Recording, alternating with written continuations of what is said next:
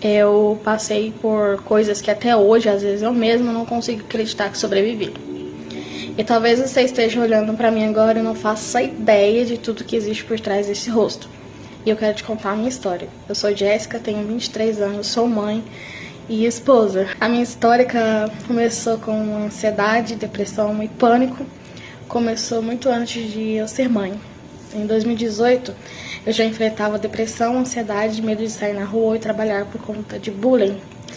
Passei por situações de assédio, humilhação e ridicularização em emprego, além de ter vivido um relacionamento tóxico que também deixou muitas marcas em mim. Eu não sabia explicar tudo o que eu sentia, só sabia que alguma coisa dentro de mim estava quebrando. Em 2022 eu conheci meu esposo na internet.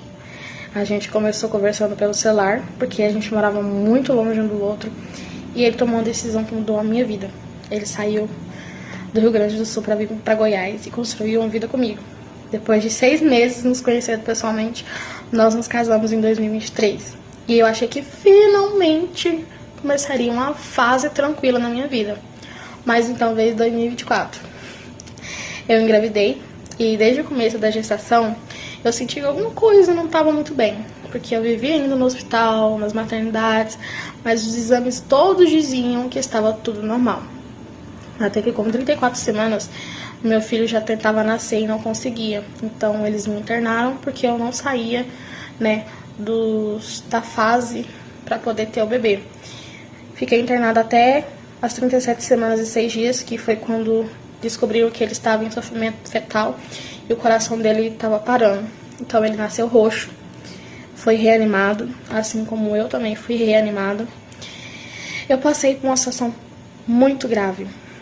Foi neste momento da cesárea que descobriram que eu tinha um outro feto que não havia se desenvolvido dentro da minha trompa direita. A trompa estava necrosada e calcificada. Eu perdi aquela trompa. Achei que finalmente tinha acabado, eu poderia amamentar meu filho, segurar meu filho. Mas 6 dias depois precisei passar por outras cirurgias. Tiraram meu apêndice e fizeram a lavagem dos meus órgãos por causa de uma infecção grave. No total foram 4 cirurgias em apenas 7 dias. Até hoje existem médicos que não acreditam que eu estou viva e olham meus relatórios e falam: tu é um milagre. E eu acredito que foi Deus. Mas sobreviver fisicamente não significou que eu estava bem. Meu maior sonho, como eu já disse, era amamentar meu filho, segurar meu filho. Eu queria pegá-lo no colo, queria viver aquele começo da maternidade, mas por causa de todas aquelas cirurgias eu não consegui viver aquilo como eu imaginava.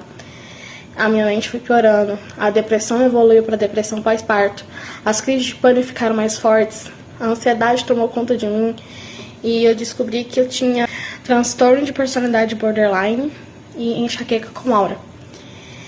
Desde então foram várias consultas, tratamentos, mudanças de medicamentos. E eu vou falar pra você, eu já troquei tanto de remédio, mas tanto de remédio, que às vezes parece que eu troquei mais de remédio do que de roupa. E ainda continuo enfrentando as minhas crises, porque nenhum dos remédios até hoje não me ajudaram, só me trouxe problemas. Como eu já disse, eu tenho enxaqueca com aura, então eu já tive várias crises de desmaio, tive dificuldade para falar durante uma crise, e existe um medo que talvez seja um dos mais difíceis para uma mãe. O medo de morrer e deixar seu filho pequeno sozinho.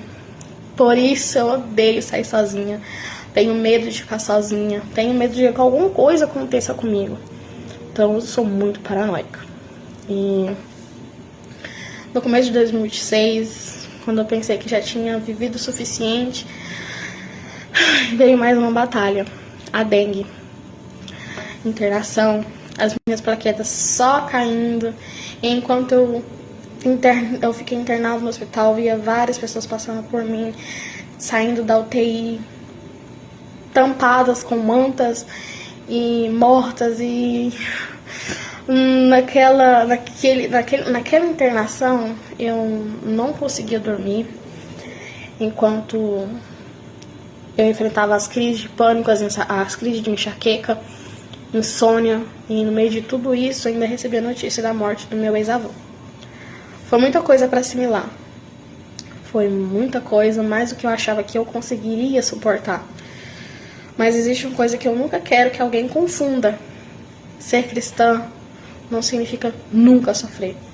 pois eu tenho ansiedade, eu tenho os transtornos e tenho dias em que eu não consigo ser forte, não consigo ser uma boa mãe, uma boa esposa, eu choro, eu tenho meus medos, mas eu continuo acreditando em Cristo. E também aprendi que buscar ajuda profissional não significa falta de fé. Eu oro, eu busco a palavra de Deus, mas também procuro psiquiatras, psicólogos e outros profissionais que possam me ajudar. Porque Deus pode cuidar da nossa alma através da nossa fé. E também pode usar pessoas para cuidar da nossa mente e do nosso corpo. Eu não estou contando tudo isso porque eu venci. Porque eu ainda estou lutando. Estou tentando. Ainda existem dias em que a ansiedade ganha. Ainda existem as crises. Ainda existem os medos. Mas eu tô aqui, disposta a passar por tudo isso, passar por cima de tudo isso junto com Deus e os ajudantes os profissionais, é claro.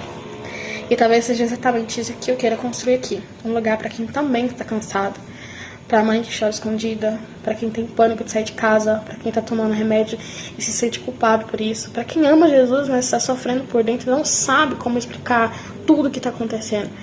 Se você é essa pessoa, fica aqui. Eu não vou te prometer que nunca mais teremos dias ruins, mas posso te lembrar junto comigo que um dia ruim não significa uma vida perdida. Eu sobrevivi a dias que achei que seria o meu fim.